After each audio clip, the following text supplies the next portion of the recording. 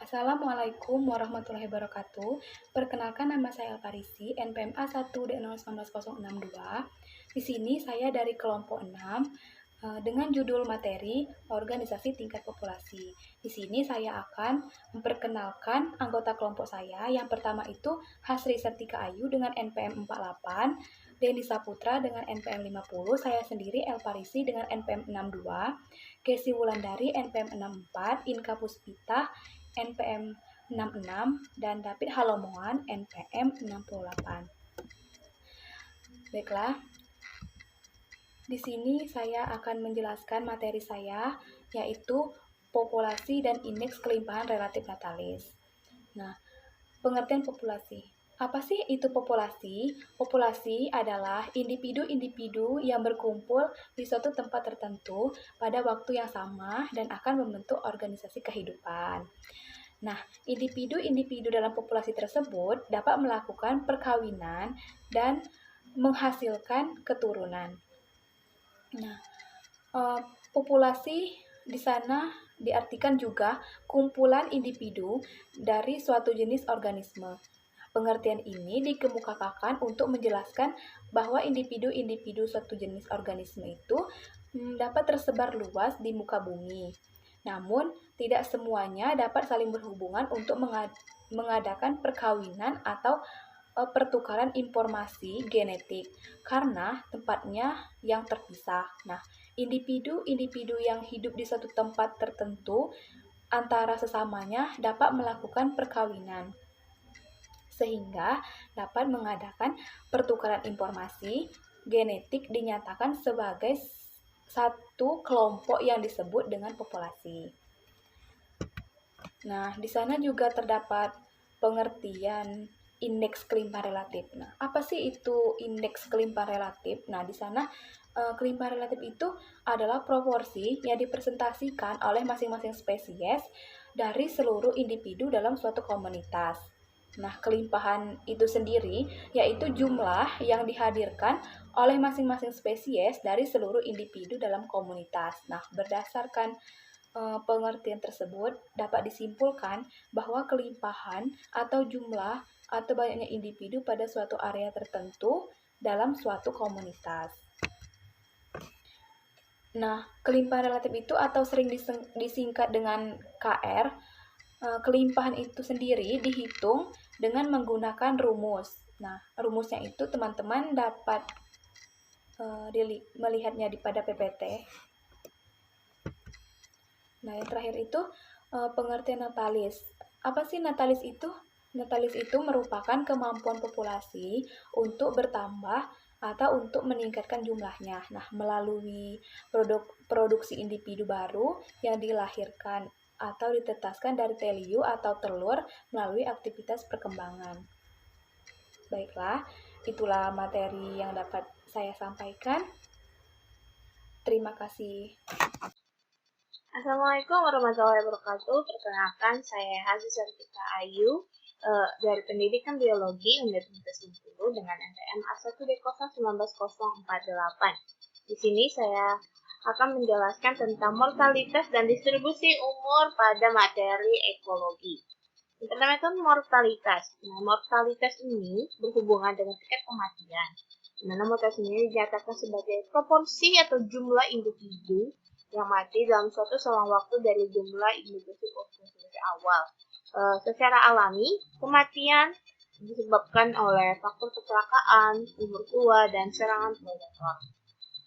Ada 3 pengertian menyangkut dari mortalitas ini. Yang pertama itu mortalitas ekologi atau ecological of release mortality, di mana artinya kematian yang terjadi karena keadaan lingkungan tertentu akibat adanya faktor ekologi tertentu.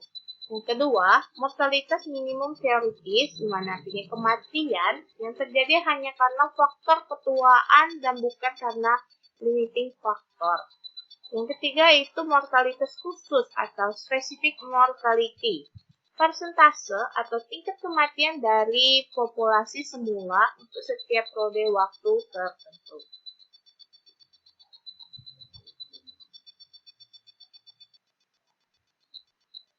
Kedua itu distribusi populasi. The Distribusi populasi ini dinyatakan sebagai pola sebaran individu yang menggambarkan karakteristik spesies atau karakteristik dalam lingkungan.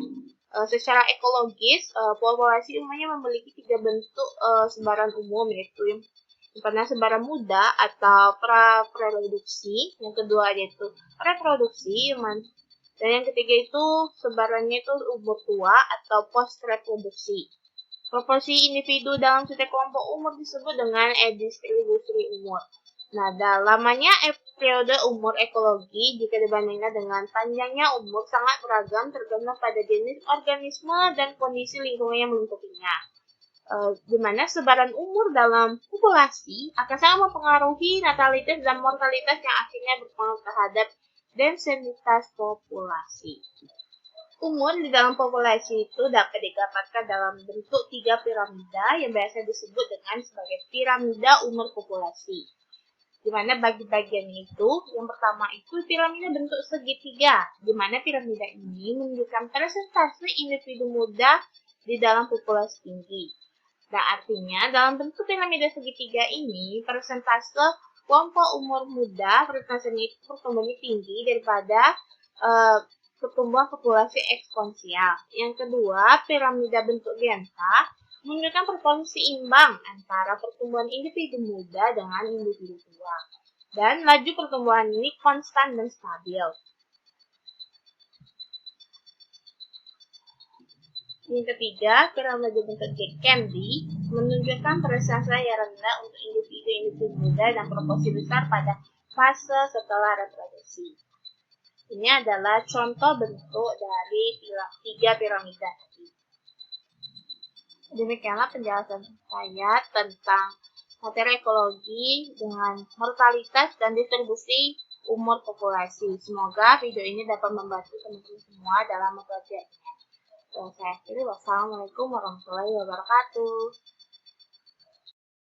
Assalamualaikum warahmatullahi wabarakatuh. Perkenalkan, nama saya Inka Puspita, NPM A1D011966. Di sini saya akan melanjutkan materi selanjutnya, yaitu pola pertumbuhan populasi dan konsep Craig-Kapiti atau daya dukung. Populasi mempunyai pola pertumbuhan yang khas, disebut bentuk pertumbuhan populasi. Ada 2 pola dasar pertumbuhan berdasarkan pada kurva pertumbuhan, yaitu kurva pertumbuhan bentuk J dan kurva pertumbuhan bentuk S atau sigmoid. Pada pola pertumbuhan bentuk J, yaitu kepadatan naik dengan cepat secara eksponensial, kemudian berhenti mendadak karena hambatan lingkungan atau faktor pembatas bekerja efektif secara mendadak. Yang kedua yaitu kurva pertumbuhan bentuk S atau sigmoid. Pada pola pertumbuhan populasi bentuk sigmoid, populasi mula-mula naik secara lambat, kemudian menjadi cepat, kemudian lambat kembali setelah hambatan lingkungan mulai bekerja, dan akhirnya hampir seimbang. Contohnya itu ada pada PPT, di mana sumbu yang berwarna merah yaitu kurva pertumbuhan bentuk J, sedangkan sumbu yang berwarna biru yaitu kurva pertumbuhan bentuk S. Selanjutnya yaitu ada konsep Craig-Kapiti, di mana konsep Craig-Kapiti ini adalah daya dukung lingkungan, yaitu batas atas dari pertumbuhan suatu populasi, di mana jumlah populasi tersebut tidak dapat lagi didukung oleh sarana, sumber daya, dan lingkungan yang ada, atau secara lebih singkat dapat dijelas sebagai batas aktivitas manusia yang berperan dalam perubahan lingkungan. Selanjutnya ada implementasi daya dukung lingkungan dapat dilakukan dengan 3 cara. Cara yang pertama yaitu daya dukung lingkungan disusun pada level minimum sebagai aktivitas baru yang dapat diakomodasikan sebelum terjadi penambahan yang nyata dalam lingkungan yang ada, misalnya daya dukung untuk wilayah pertanian, kehutanan, dan kegiatan wisata. Implementasi yang kedua yaitu perubahan dapat diterima, tetapi pada level tertentu dibatasi agar tidak mengalami proses degradasi, serta sesuai dengan ketentuan standar. Cara ini kemungkinan dapat lebih meluas dan relevan, terutama untuk ambang batas udara dan air. Contohnya, implementasi model ini adalah izin pembuangan limbah yang disesuaikan dengan kapasitas jaringan air. Implementasi ketiga yaitu kapasitas lingkungan diterima sebagai aktivitas baru. Model ini dipakai untuk manajemen sumber daya. Cara ini kemungkinan tidak relevan dengan kasus perkembangan kota, namun dapat relevan dalam kasus drainase yang menyebar pada lahan pertanian basah. Terima kasih. Baiklah, Assalamualaikum warahmatullahi wabarakatuh. Saya Ceci Wulandari, NPM A1D019064, akan melanjutkan presentasi dari Inka Puspita, yaitu tentang konsep dinamika populasi dan regulasi populasi. Yang pertama yaitu ada dinamika populasi. Populasi ini merupakan kumpulan individu sejenis yang hidup pada suatu daerah atau waktu tertentu. Nah, dalam sebuah ekosistem, jumlah atau populasi makhluk hidup akan mengalami penurunan maupun kenaikan jumlah. Hal inilah yang sering disebut dengan dinamika populasi. Dinamika populasi ini merupakan naik turunnya suatu populasi yang disebabkan oleh berbagai atau faktor-faktor tertentu. Nah, terdapat 3 peristiwa yang bisa mempengaruhi dinamika populasi pada hewan di habitatnya, yaitu yang pertama ada bencana alam, ada interaksi predasi, dan ada aktivitas manusia. Contoh dari peristiwa bencana alam yang dapat mempengaruhi dinamika populasi ini yaitu misalnya saat terjadi gunung meletus, maka lahar panas dari gunung berapi tadi akan merusak tumbuhan yang menjadi makanan dari hewan herbivora. Yang kedua ada interaksi predasi. Nah, contohnya yaitu interaksi antara singa dan hiena yang bertarung untuk mendapatkan dan merebutkan makanan demi kelangsungan hidup masing-masing. Yang ketiga ada aktivitas manusia. Contohnya itu ada berbagai aktivitas manusia yang menyebabkan dinamika populasi hewan di alam liar. Contohnya itu penebangan pohon di hutan yang dilakukan secara ilegal, pembangunan, pemburuan, sampai pencemaran lingkungan. Nah, kemudian selain ada dinamika populasi, ada regulasi populasi. Regulasi populasi ini terbagi menjadi 2, yaitu ada regulasi populasi tak tergantung densitas dan regulasi populasi yang tergantung densitas. Regulasi populasi yang tak tergantung densitas ini merupakan laju kelahiran dan laju kematian yang tidak berubah seiring densitas populasi yang meningkat. Sedangkan regulasi populasi yang tergantung densitas ini merupakan laju kematian yang meningkat dan laju kelahiran yang menurun sewaktu densitas meningkat. Nah, regulasi populasi yang tergantung densitas ini tanpa adanya umpan balik negatif antara densitas populasi dan laju kelahiran serta kematian vital, maka populasi tidak akan berhenti tumbuh. Regulasi tergantung densitas ini memberikan umpan balik negatif karena beroperasi melalui mekanisme-mekanisme yang membantu mengurangi laju kelahiran dan meningkatkan laju kematian, sehingga menghentikan pertumbuhan populasi. Adapun faktor-faktor yang menyebabkan regulasi populasi ini yaitu yang pertama ada penyakit, yang kedua ada predasi, kemudian ada teritorialitas dan kompetisi untuk sumber daya. Mungkin hanya itulah yang dapat saya sampaikan. Terima kasih. Sebelumnya perkenalkan, saya Denny Saputra, NPM A1D019050 akan melanjutkan materi berikutnya mengenai kepadatan bebas dan tidak bebas, sebaran populasi, dan struktur populasi. Nah, yang pertama itu ada kepadatan bebas dan tidak bebas, di mana pengertiannya yaitu kepadatan atau densitas populasi menunjukkan besarnya populasi dalam satuan ruang. Umumnya dinyatakan sebagai jumlah individu atau biomas persatuan luas atau volume. Nah, kepadatan populasi dalam ekosistem dapat diukur atau ditentukan melalui 2 cara. Yang pertama itu densitas kotor atau jumlah individu suatu populasi per satuan area seluruhnya. Nah, yang kedua itu densitas efektif atau dikenal sebagai kerapatan ekologi, yaitu jumlah individu suatu populasi per satuan ruang habitat. Selanjutnya yaitu ada sebaran populasi. Penyebaran populasi berperan penting dalam penyebaran secara geografi dari tumbuhan, hewan, ataupun manusia ke seluruh daerah di mana mereka belum menempatinya. Penyebaran populasi dapat disebabkan karena dorongan beberapa dorongan diantaranya yaitu mencari makan, menghindarkan diri dari predator, pengaruh iklim, terbawa air atau angin, juga kebiasaan kawin dan faktor fisik lainnya. Yang terakhir itu ada struktur populasi. Menurut Hardiansah tahun 2010, struktur populasi meliputi densitas dan pola distribusi, demografi tumbuhan, stadia dan umur, fekunditas, struktur umur dan struktur stadia. Nah, biasanya populasi yang sedang berkembang cepat mengandung sebagian besar individu-individu baru. Sekian materi dari saya. Saya ucapkan terima kasih. Perkenalkan, nama saya David Salomuan dari Pendidikan Biologi NPM 68.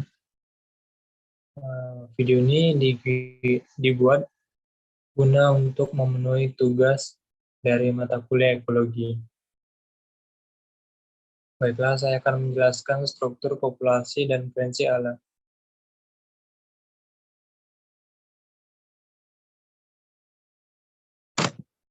Mengelompokkan merupakan sifat dari struktur dalam kebanyakan populasi pada satu saat atau lainnya. Mengelompokkan ini terdiri dari 4. Yang pertama, dalam menanggapi perubahan-perubahan cuaca harian dan musiman. Yang kedua, menanggapi perubahan habitat setempat. Yang ketiga, sebagai akibat dari proses reproduksi. Yang keempat, sebagai daya tarik sosial.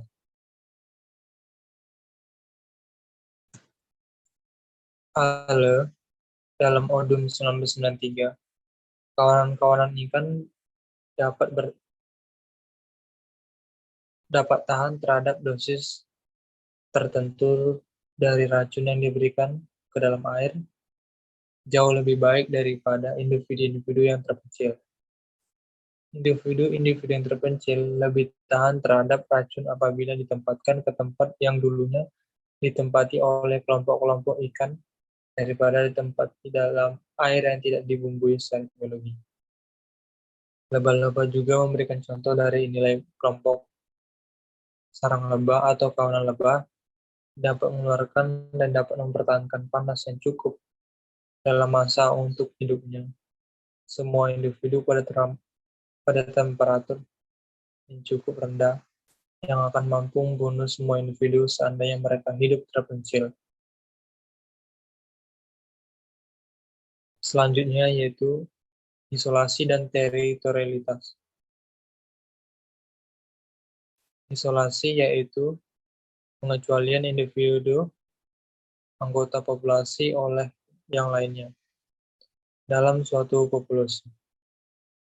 Isolasi terjadi karena adanya persaingan antara individu-individu yang berbeda jenis terhadap sumber daya alam yang persediaannya sedikit. Kemudian teritorialitas. Adanya isolasi tersebut akan menyebabkan individu atau kelompok jenis masing-masing membatasi kegiatan mereka pada suatu daerah tertentu dan berusaha ingin mempertahankan daerah tersebut yang dinamakan teritorialitas. Sedangkan wilayah atau daerah yang dipertahankan oleh individu-individu tersebut merupakan daerah teritori yang dapat merupakan seluruh atau sebagian dari daerah tempat organisme hidup secara normal. Kemudian, tipe-tipe interaksi antara dua spesies. Secara teori, populasi dari dua jenis dapat berinteraksi di dalam cara-cara dasar yang sesuai dengan kombinasi. Yang pertama adalah netralisme. Yang kedua, tipe persaingan yang saling menghalang-halangi. Tipe yang ketiga adalah persaingan penggunaan sumber daya. Yang keempat, amensalisme. Yang kelima, parasitisme. Yang keenam, pemangsaan. Yang ketujuh, komensalisme. Yang ke-8 adalah protocooperation. Yang ke-9 adalah mutualisme. Baiklah, sekian video dari saya ucapkan terima kasih dan semoga video ini dapat bermanfaat. Terima kasih.